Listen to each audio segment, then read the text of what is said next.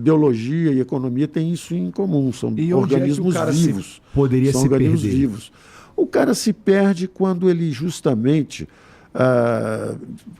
por exemplo, vai para a ideologia. Tá. Esse é um caminho da perdição.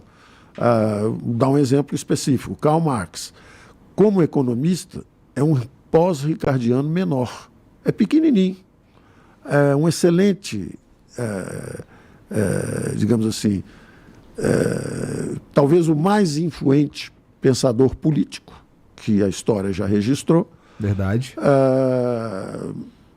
Certamente um historiador e sociólogo com alguma sensibilidade poética para o momento que ele estava vivendo. Ele vendo, na verdade, um mundo de miseráveis, né, que saíam do campo e iam para um início de urbanização na Inglaterra. Então, evidentemente, ele via alguém muito pobre, às vezes até 14, 15, 16 anos, saindo de uma vida miserável em busca de uma vida um pouco menos miserável. E ele mistura isso com uma exploração do capitalismo dos pobres, sem perceber que o indivíduo se moveu porque ele estava fugindo de uma miséria maior ainda.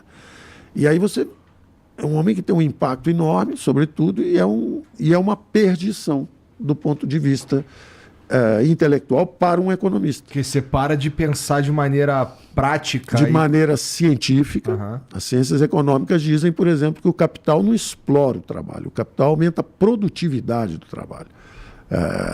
Exemplo, onde há só gente e pouco capital, a China, durante o período comunista brabeira, o Mao Tse-tung, mais de 40 milhões de mortes por uma grande fome, produtividade baixíssima e salário miserável, porque não tinha capital, só tinha gente.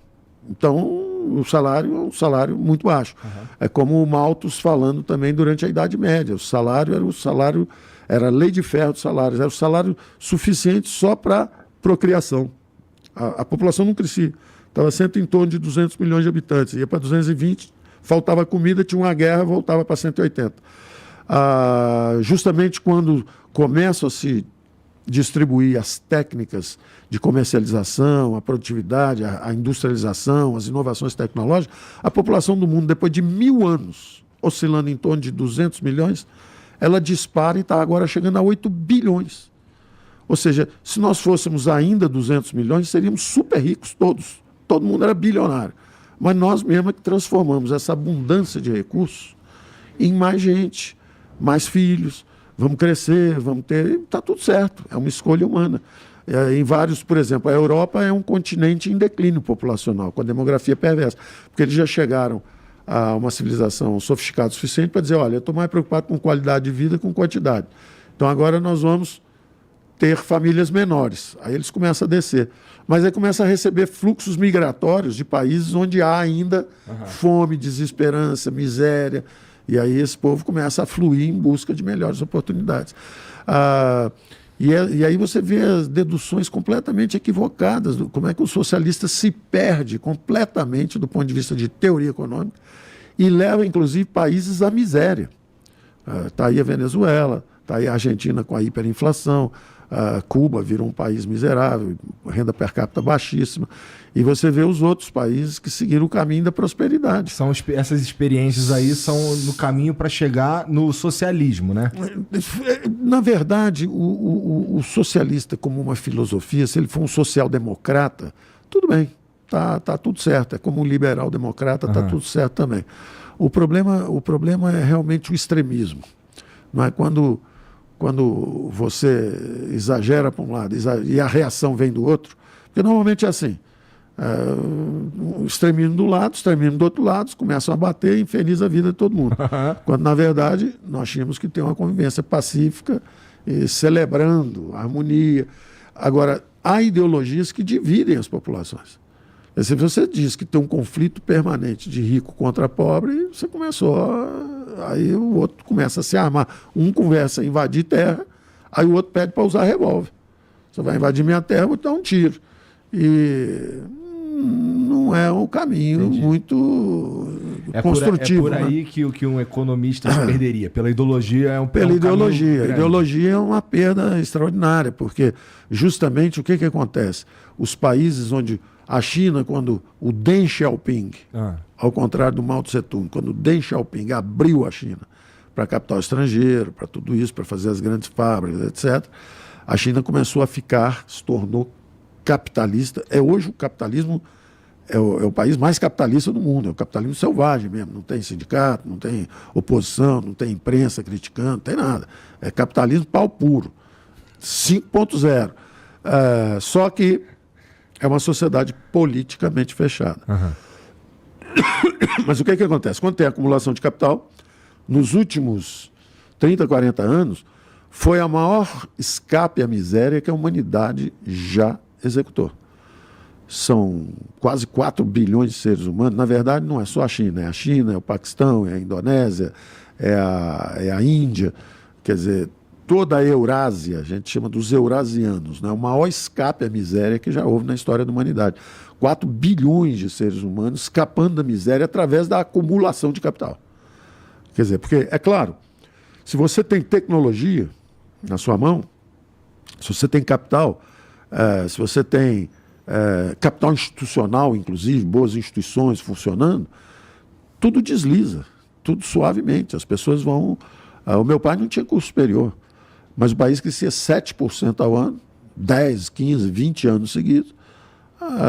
Mesmo quem não tem educação consegue melhorar na vida, criar família. Sempre freia também, né? A gente está vendo, inclusive, a China freando mesmo, né?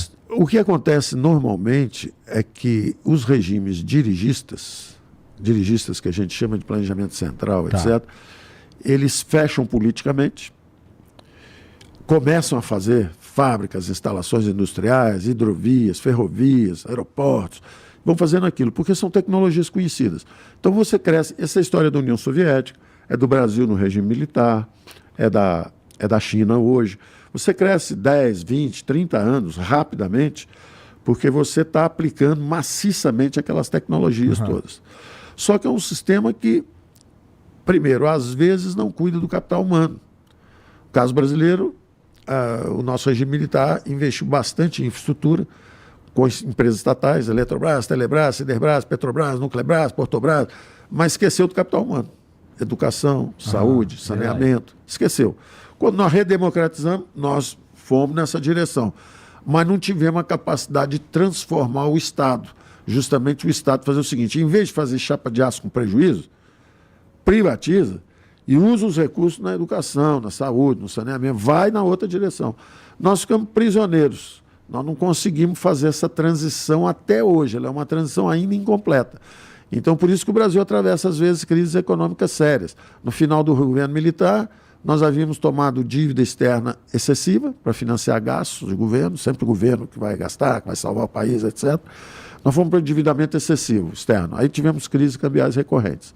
Aí depois começamos a financiar com moeda. Aí fomos para 2 surtos de hiperinflação. 5.000% em 89 e 2.500% em 94. Nossa, cara, eu lembro de uns comerciais da Casa e Vídeo vendendo a prazo com juros de apenas 50% ao mês. É isso.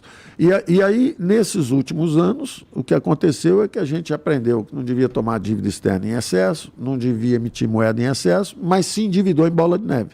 Saímos nos endividando em bola de neve. Isso acontece com os países que acham que é o governo que vai resolver tudo. Aí você se endivida em bola de neve. Resultado, hoje, eu estava lendo algo dizendo que os Estados Unidos vão gastar agora $1 trilhão só para pagar juros da dívida. $1 trilhão, você imagina isso. Dava para quase dar um perdão fiscal na dívida dos jovens estudantes americanos, que estavam em $1,5 trilhão. Quer dizer, se em vez de estar gastando isso com juros, você poderia, por exemplo, dizer, olha, jovens, vocês que não conseguiram emprego, porque houve uma grande recessão em 2007, 2008, e vocês não conseguiram emprego depois de se endividarem para estudar, vou dar um perdão para vocês. Não pode, porque está pagando o juro da dívida. Que foi um caso bastante parecido com o Brasil também. O Brasil se endividou em bola de neve por 2, 3, 4 décadas. E aí gastava 400 bilhões de reais, são 40, 50 bilhões de dólares ano, só com rolagem da dívida. Quer dizer, vira o o paraíso dos financistas e o inferno dos empreendedores, com juro alto, o inferno dos consumidores, também com crédito caro. Então, as ciências econômicas te ajudam a manobrar nesse espaço, entender o que você pode fazer, que é legítimo, as legítimas aspirações sociais de uma democracia emergente. O Brasil quer reduzir a desigualdade, o Brasil quer investir em igualdade de oportunidades educacionais, o Brasil quer resolver o problema de saneamento, tudo certo. Agora, você precisa ter eficiência, gerir bem os recursos, senão você, a pretexto de ajudar a turma do lado de cá, você acaba tornando a vida deles um inferno, que é o que aconteceu com Venezuela, com a Argentina, com esses países que não souberam ter uma boa gestão.